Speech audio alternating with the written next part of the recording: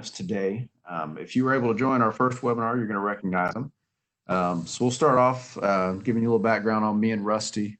So I've been here, this is my second year with Gresco, and I lead our customer service team for the UAS product lines.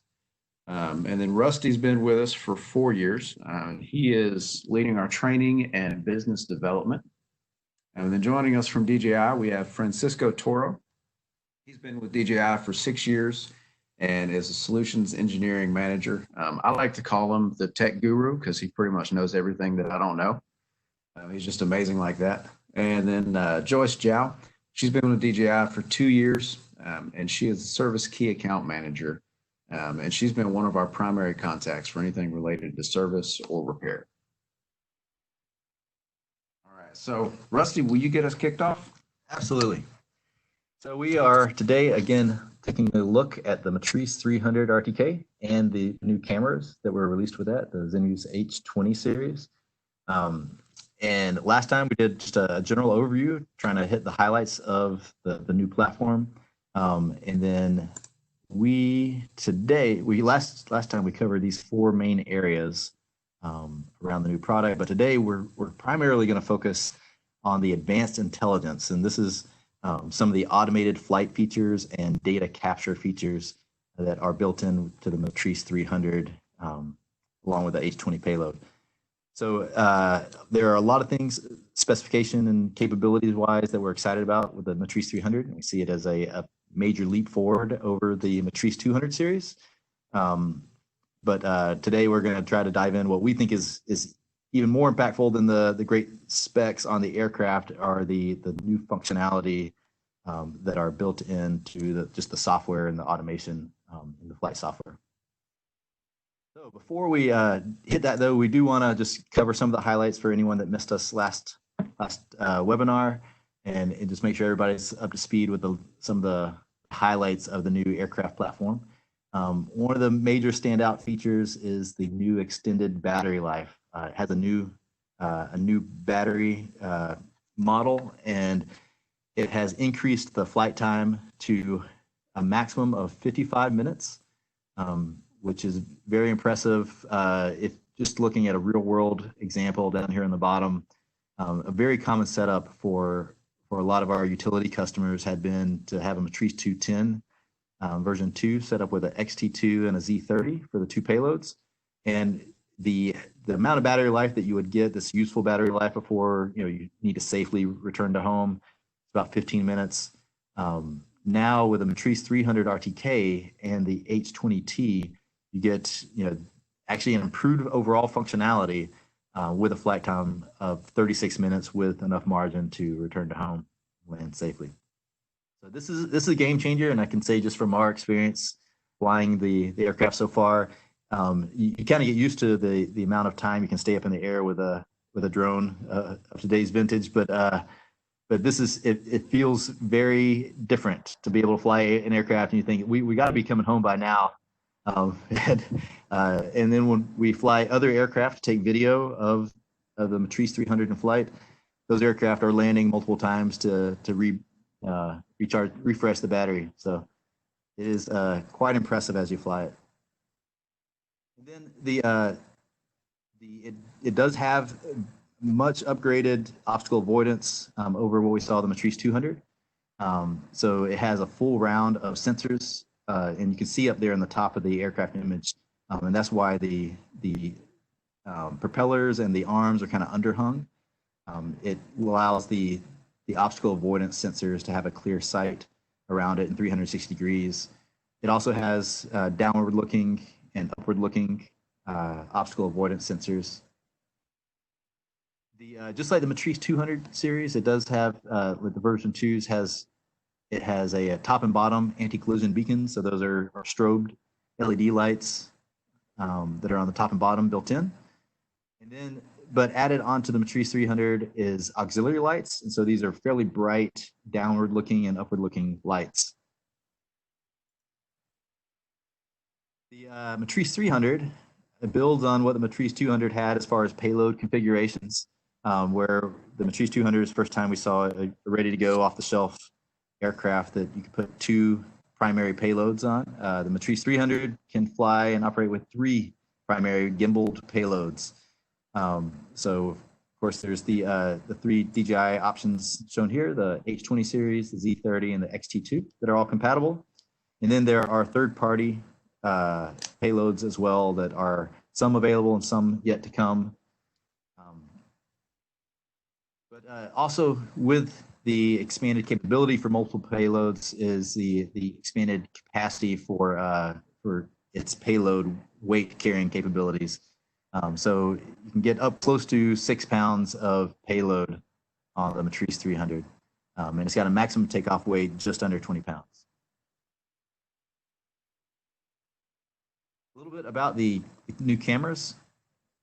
It is a hybrid sensor payload, so it has multiple sensors packed into that one device. The H20 has a wide-angle lens, so you've got a nice wide-angle camera, so you got a good perspective. And then it has a optical zoom camera that's built in, and if you see here on the zoom camera, one of the great features is a high-resolution image sensor, so 20 megapixels. Which is a large step up over what we're all used to with the Z30 camera. It also has an IR cut, so you can do some near infrared and pick up some low light at night by pulling the IR cut filter out, the IR filter out. And then built into it as well is a laser rangefinder. That gray patch, silver patch that you see on there is a laser rangefinder to measure the distance from the aircraft to an object. And then look over to the right of that, the H20T is very similar, except with the added thermal camera built in as well. So that is a 640 by 512, 300 frames per second radiometric thermal camera integrated in that same camera body. Then another major change was on the batteries and the battery charging. These TB60 batteries are very high capacity. They are a 12 series cell battery, so 12S, as compared to 6S on previous batteries that we've had. And it comes with a very different charging solution, which now having used it, it's a very good direction for this to go. So that charging station, you can just drop the TB60 batteries in there. There's slots for up to 8 batteries. You can charge 2 of them at the same time. And it can double as a carrying case. And it plugs straight into a 110 volt outlet. So the whole station can be there autonomously charging batteries. And then here's just a general overview of the specs of the aircraft and the system. One thing to call out is one of the components of the system is a smart controller enterprise version. And it has the added capability of being able to have 2 remotes directly connecting to the aircraft, which allows a handoff mid-flight. So you can have a pilot handoff with this equipment. But let's see. From here, one last thing to cover is there's a quite improved user interface. This is called a primary flight display. This is the way it looks with the first-person view camera that's built into the drone. So this is the pilot view. And there are a lot of features on here that are more in line with how aviation interfaces are. So this just gives you an example with an altimeter over the side, some vertical speed indication here. And then you have a compass rose down the bottom that gives you a lot of information. It gives you the orientation of the aircraft, also the orientation of the payloads are shown on that compass rose as well as the direction of your home position, shows you distance to home. And then it has speed indication over on the left-hand side.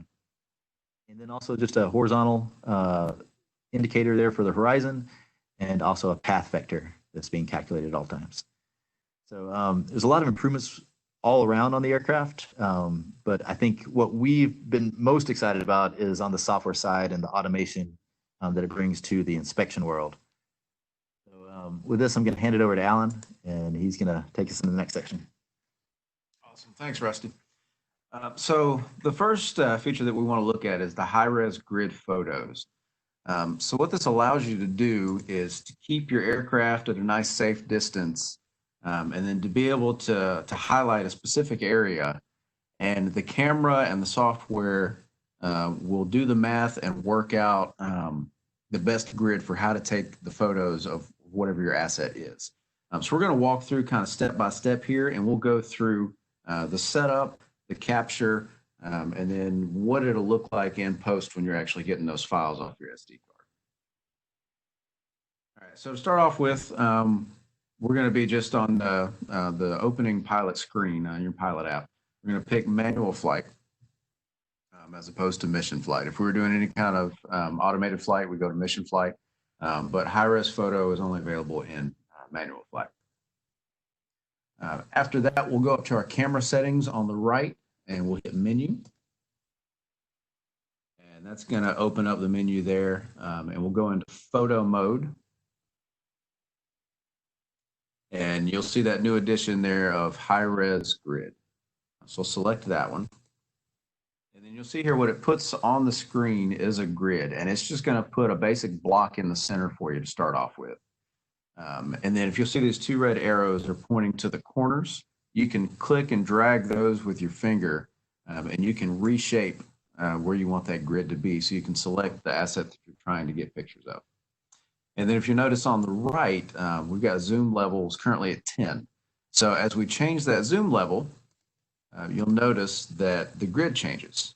So each of these boxes within the grid is an image that it's going to capture with the zoom camera. So as you change your zoom level, it's going to change how many pictures you need to get. And then we can also look at the top here. It's going to tell you the duration, which right now is 122 seconds. And the number of photos, 60, and we've currently taken none of them because we haven't told it to yet. So that'll give you an idea of, kind of the setup steps. And then the next thing you're going to do is you're going to tell it to capture just by doing your normal button on the right there.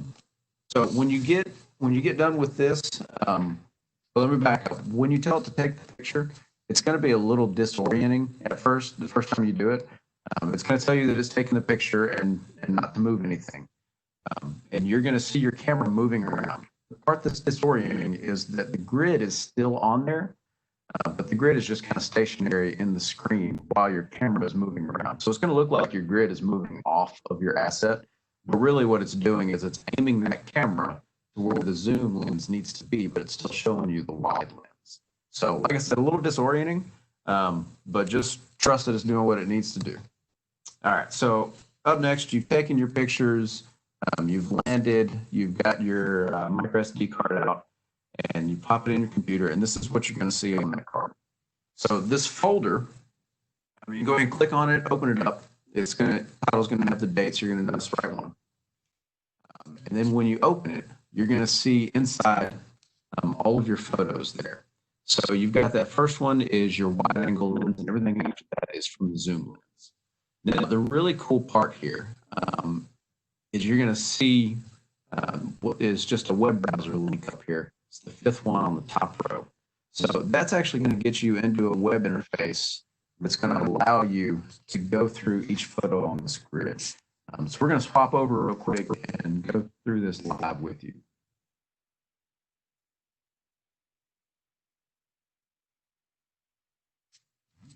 All right, so we're now on Google Chrome. And just a side note, when you do this, it's not taking you to the internet. It doesn't require the internet.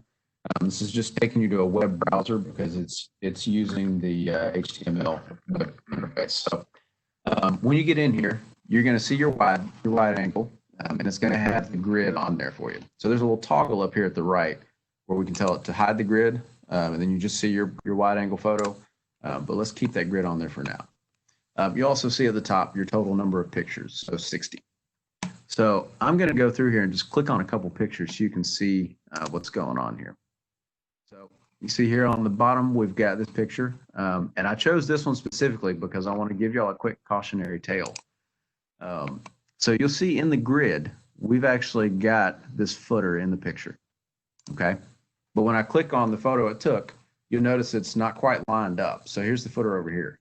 So just as a precaution, when you're doing this, when you're doing your setup, you want to leave yourself enough space just for some room for error. Obviously, there's going to be wind. It might blow around a little bit. So you won't have an exact perfect image as far as your lines go. So give yourself some room for error. But I do want to show you some great things about this camera. So let's take a look right here. This is one of the things that kind of blew me away. We're a pretty good distance from this thing. But if you zoom in on these insulators here, I just want you to see that from this distance, you can actually make out the stamps on these things. I mean, this is pretty insane for a camera with this kind of zoom capability. Those of you that are using the Z30 or have ever used it, you'll know that you didn't have much ability to digitally zoom in after the fact. So with this guy having 20 megapixels as opposed to, I think it was 2.1 or 2.2 megapixels on the Z30, this is a vast improvement here. So let's go back out a little bit and let's just pick something else here so we can see. Let's get up here. Again, the zoom quality on this guy is just crazy good. So I want you to get up here and just see, you can check your hardware, you can check your pins. As we go down, you can see pins in here just to make sure everything's still in place. And then down here on the bottom right, as I'm moving it, you'll see your entire image shows up on the bottom right with the gray square moving around to show you where you're at in the image. And then if you want, you can actually click down here and move that square around too. So you have multiple ways to navigate through this picture. Cool. All right, so we're going to swap back over. And I want to point out a couple more things to you. So in this image that we're looking at, there is a specific point I want you to pay attention to, just so you can see how far away we are. So if you'll take a look, we're gonna get a laser pointer up here real quick so we can show you. All right, so if you take a look right here, I want you to see exactly how far we are from there. All right, so let's jump down to the next slide. All right, so this is our laser rangefinder.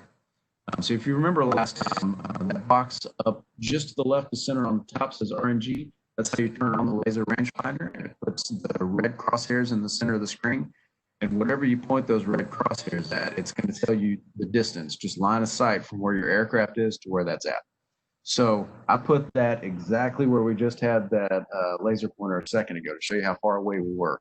So over on the left-hand side, where the laser pointer is at now, you'll see that we are 107 feet from that spot. So at 107 feet away, we were able to zoom in on those insulators that closely. Another point about the laser rangefinder, if you look just above the compass rose, it says that you're missing screen. I think we're having some issues seeing your screen. We're just seeing Greg's. Oh, there we go. Can you see now? Yeah, we can see it now. Cool. Great, thanks. All right, thanks, Francisco. So yeah, just to kind of recap there, laser rangefinder in the center of the screen there. And then over to the left, you'll see this box with information to show you how far away we are. So we're currently 107 feet from that point on the tower. And from that far away, just how far we were able to get into those insulators is pretty impressive. And next, if you look around the rose compass, you'll see this little red number there. So that's 94 feet. Francisco, correct me if I'm wrong, but I believe that is how far laterally or horizontally you are from that object. Is that right, Francisco? Yeah, that is correct.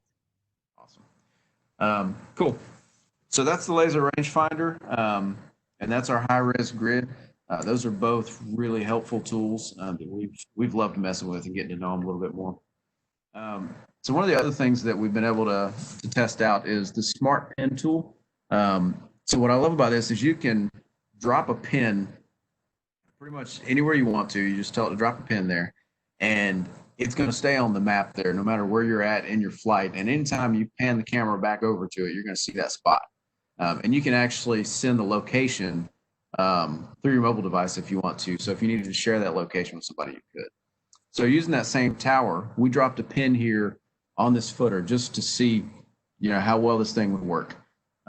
So on our next picture down, we backed up a little bit, zoomed out a little bit so you can see.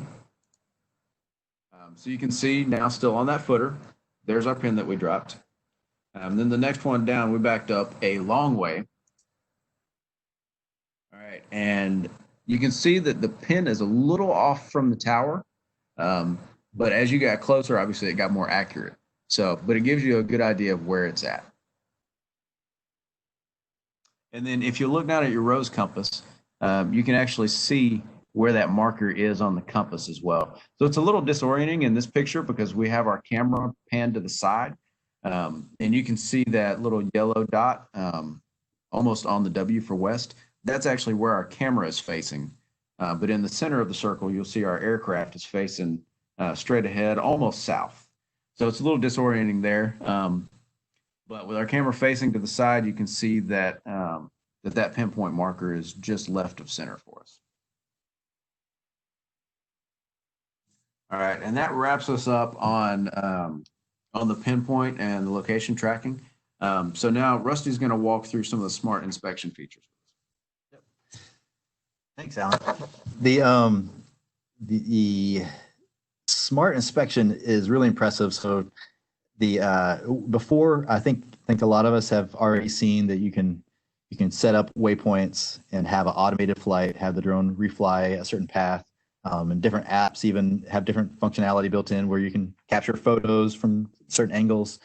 But this definitely is taking it to the next level. So what we're going to talk about today is these three components of the smart inspections. So Waypoint 2.0 is kind of the new waypoint function that's built in to the Pilot app. And so you can fly and take locations, and there's not a limit like there had been in the past. There's 65,000 points now that you can have, as it was fairly limited in the past. Then it has you can do a live mission recording, so you can fly it yourself using a C1 button. You can capture waypoints as you go and record those missions. But now it's got some added functionality to do that with precision, so you can do that with a DRTK Precision GNSS ground station. And get very precise mission recording of your flight. It's also recording all the locations where you're taking your images. And then this really cool part at the end is now that you have all those images taken, you can actually go in and tell the app what it is that you are trying to inspect. You can actually highlight that item, and then later when it goes to do it in an automated fashion, go take that same set of images automatically. It will use those as reference images to make sure that it frames a shot correctly. So yeah, 65,000 waypoints is now the new limit, which is quite an improvement. So I want to talk about how the testing that we've done on it. So we did a live mission recording, and then we set some waypoints. We did just kind of a mock inspection around our facility of some of the light poles that were around Gresco's warehouse. And I'll show you, just kind of step through the screen, the interface of the app. I think it's helpful. A lot of times I'll see new products come out and see the user, I'll see the output and of the new features, and it's really exciting. But until I've actually gone through and clicked through myself and understood it, I'm still a little leery until I've laid my hands on it. So the best we can do over a webinar is just to show you the screenshots from the interface. So this is just the DJI Pilot app. Before we showed you doing the high-res grid photo in the manual flight section. But for this Waypoint 2.0 automated inspections, what you'll do is go to the mission flight portion. So this is the section we're going into. When you get in, if you haven't created any routes yet, this is what it looks like. You can create a route right here, or you can do an import of a route that you've pre-planned. But we'll start off with a create a route, and we're going to fly and record a live mission. Then a floating screen will pop up. It'll show you some different options. So you can do mapping or oblique imagery, but we're going to go through the waypoint section right there. All right, so in the flight, you go through, and it's just like before doing recording. So you go fly the aircraft where you want to be, position the aircraft, set waypoint markers by hitting the C1 button. There's also a C1 button up on the interface. And so we don't have a recording of us doing the flight itself, but I'll show you the results from the flight. This is after we got down and landed. You can see that this is our location on the map. Just to call out, that is that marker that we had set before that Alan was talking about. So you can see that even on the map view. But here we'll zoom in the map, and this is actually the recorded flight. Now, if you look at the gray line, you can see everywhere that I actually flew. You can see all my crazy ins and outs. But then since the software is just going to be connecting the waypoints that I recorded, you can see the green lines are much straighter and cleaner. That's good and bad. You just have to be very careful about what you're doing when you're setting up one of these flight missions, because if you choose a waypoint and then you fly, say you choose this waypoint, then you fly around an object and then choose a waypoint over here, then the software is going to make the flight path for that mission go in a straight line between the waypoints. So if there's anything that may be in the way, of course, it's got obstacle avoidance built in, but it's better to plan your flights so you don't have to be relying on that. So go ahead and set some waypoints to move yourself around any obstacles that might be in the way, and just keep that in mind as you're setting this up. So here is our mission. Looks like we were also inadvertently testing out the obstacle avoidance sensors as Alan was stepping in front of the aircraft. So unfortunately that blocks the output up here, but hopefully you can see this. It says waypoints that were recorded is 15, and the photographs that need to be taken are 7. So you can see the 7 different places where we're taking inspection photographs. And then this is where it gets really cool. So you can click next, and it'll give you an option to go ahead and teach the AI spot check what it is that you're trying to inspect. So for this, it's in the interface for the smart controller, and it'll go through each of the images. So this is what the screen will look like for you. You can see all the images that you took on that mission be listed out in an array at the bottom. And one of those images will be highlighted, and that'll be up on display in the large part of the screen. So the item that you're trying to inspect, once you click on the image, you click here in the middle, and it will bring up a box. So the box will look something like this. It's kind of a gray shaded area. And then by clicking on the arrows at those 2 corners, you can reshape the box to exactly what you're trying to inspect. So here, as I move through the images, I just reshaped it to each of these luminaire heads. So you can see here, just boxed it in what I was trying to inspect.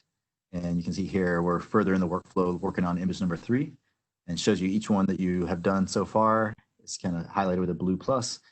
And then as you are teaching the app what it is that you're trying to inspect, at the end you can go back over and hit the save button, and then it'll save all that for future reference on the automated flights. So then you bring it out, and when you're ready to do another flight, you just go back into that same mission planning section of the pilot app. And this time it'll bring up, on top of being able to create a route and import a route, it'll also show your saved routes. So here was that saved route that we had made. So we just select on that, and it'll bring up the map again, showing us what the route plan is. This time it'll have a play button. So by clicking on that play button, you can see some of the info about the mission itself down at the bottom, estimated flight time. When you click the play button, it will start the mission. The aircraft will take off and go do its mission, completely automated. If you haven't done automated missions before, it is a little freaky at first just to see an aircraft go through and make all of its maneuvers without any stick inputs, but you do get used to it, and it's really impressive how repeatable it is. So on this particular mission, it went and it matched up. It would go turn the camera towards the object at that GPS location, and then it would use those previous photos that we had taught the AI spot check what we were looking for. And it would line it back up, frame the photo the same way, and then take that image and continue along its mission. Just like a lot of mission planning in the past that we're used to, you can tell it what you want its final behavior to be once it gets done with the mission. But again, just caution you, be sure to do best practices of setting up your mission and put plenty of waypoints to make sure that there's no obstacles that are in the way. So results, this is from our testing, and you can see side by side the manual flight that I flew and took the images on the left-hand side. And then the one on the right-hand side, it was just a push of that blue play button, and everything happened automatically from that point. So this is the first image, and here is a second. I've got a few different examples of this. See how similar the images are.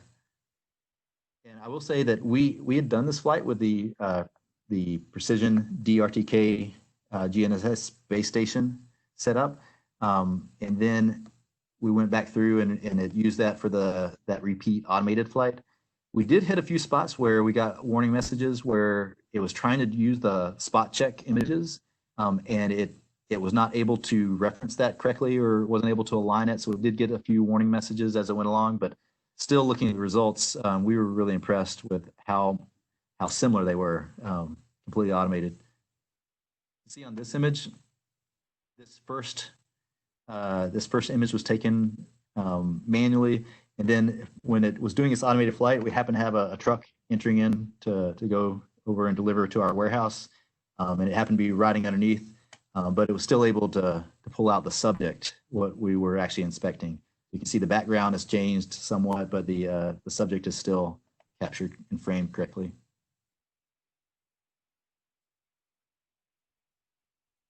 Just a couple last examples.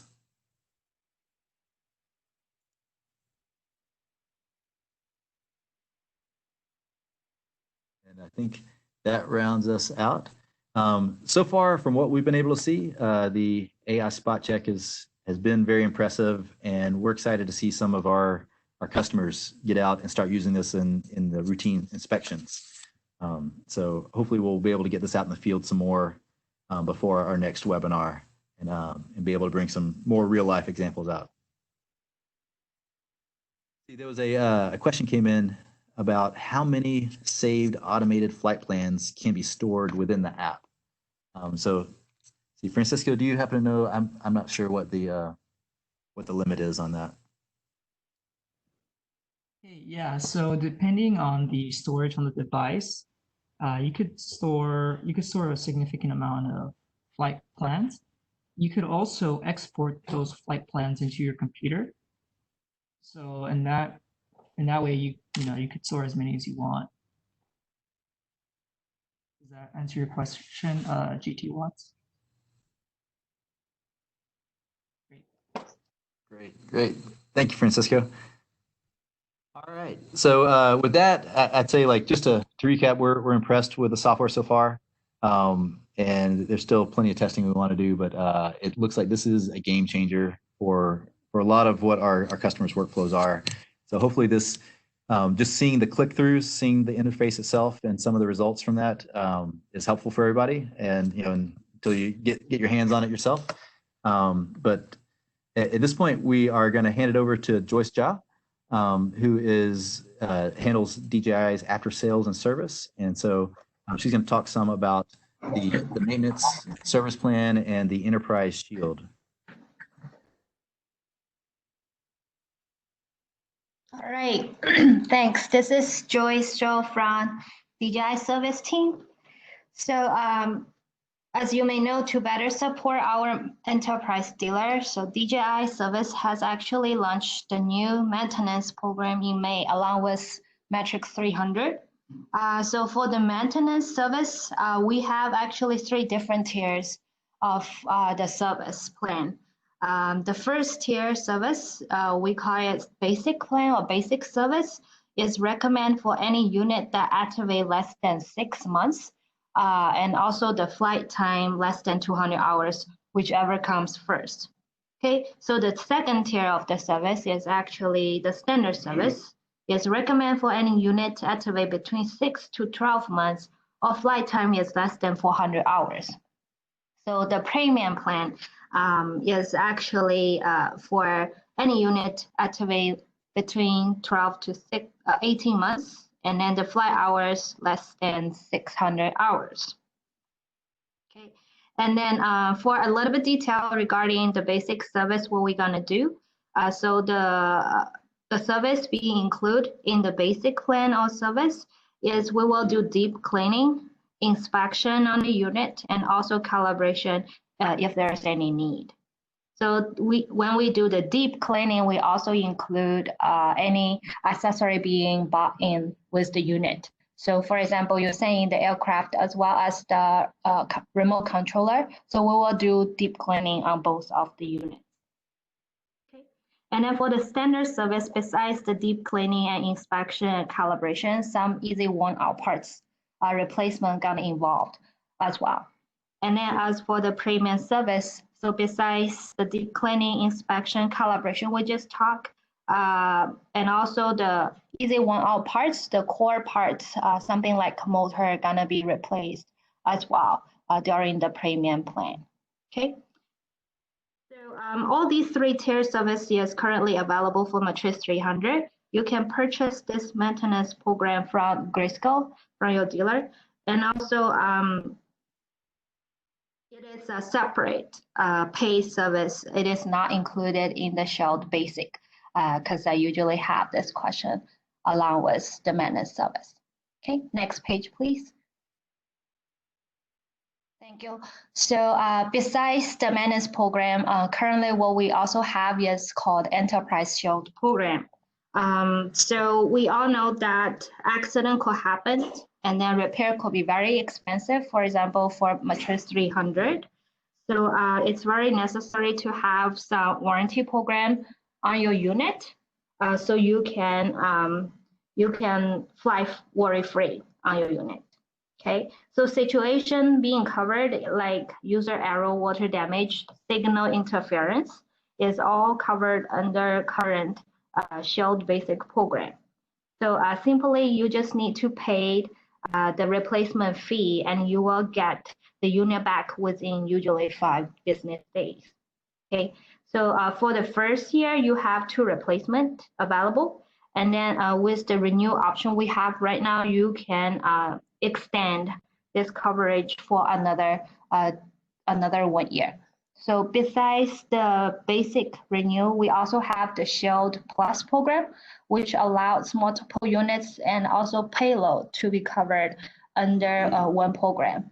And all these units gonna sharing one credit line, credit amount that they can be used towards their repair. Okay. So if you have any question regarding the service program, feel free to reach out to Gresco or me from the service side. Thank you. Great, thank you. All right, we are going to move into any Q&A. If anyone has any questions, just drop them in that that chat box. And as a reminder, we are right now planning on doing a third hands-on webinar over the Matrice 300 and all of its new features. And so right now we've got that scheduled for June the 10th, same time. So look for an email on that. And there was a question about, will there be a video available afterwards? And yes, we'll make this a public recording. It's being recorded, so we'll make it we'll send out an email afterwards, and attached to that will be a link to the video. So if anyone you know wasn't able to join us, please feel free to share it with them.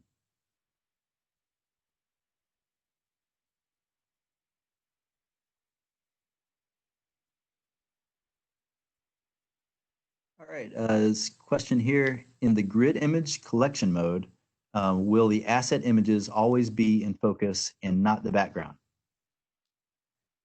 Yeah, I think in the ones we did, it looked like it worked out well that way. But Francisco, Can you speak to that?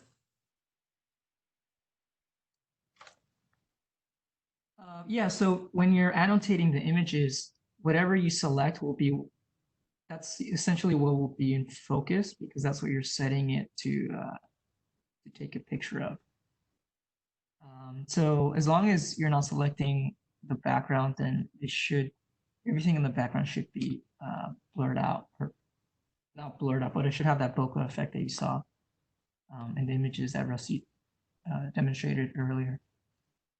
And I'm guessing, Francisco, so in the high-res grid photos, that it's using an autofocus when it zooms in.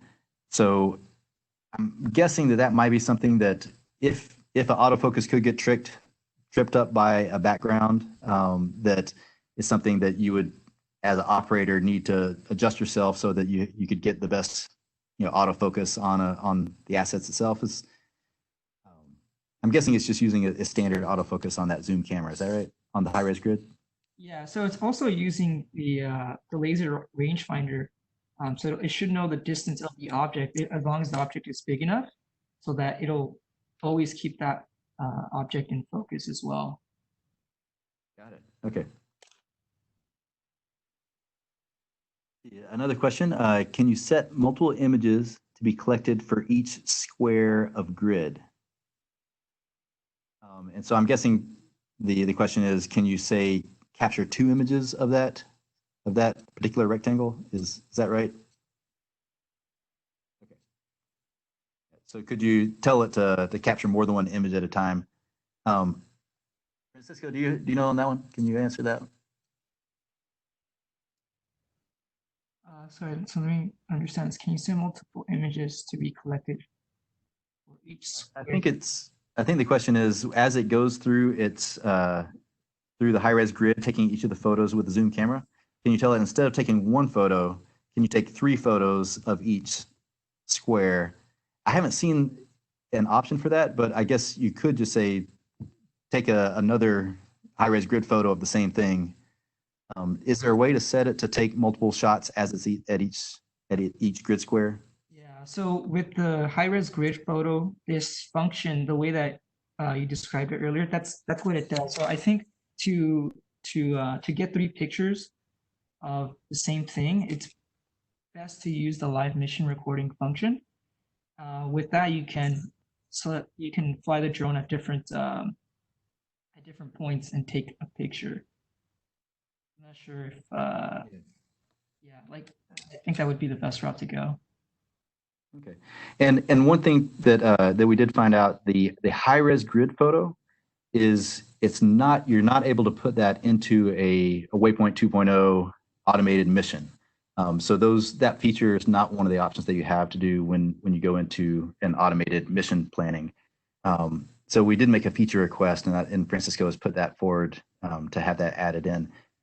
But I think if I'm understanding right, the question, if you wanted multiple shots along that grid photo, I think that you would definitely have the option to, on that same grid, after you get done taking the pictures, just say, yeah, capture it again. And it would go back through its routine. But from what I saw on the interface, I don't see a way to set the number of photos to more than one.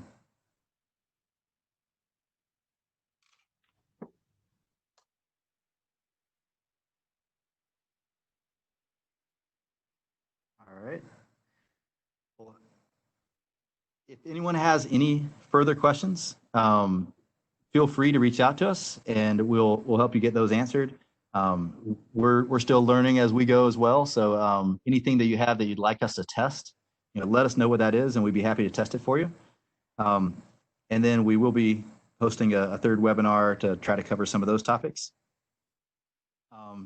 So anything you need as far as this new product launch, any information related to it, just reach out to us at uas@gresco.com. And with that, we will conclude the webinar, and we'll be sending out a follow-up email, and that'll have the video link in it. So you'll have this recording to reference. So thank you, everyone, for joining us. Have a good day.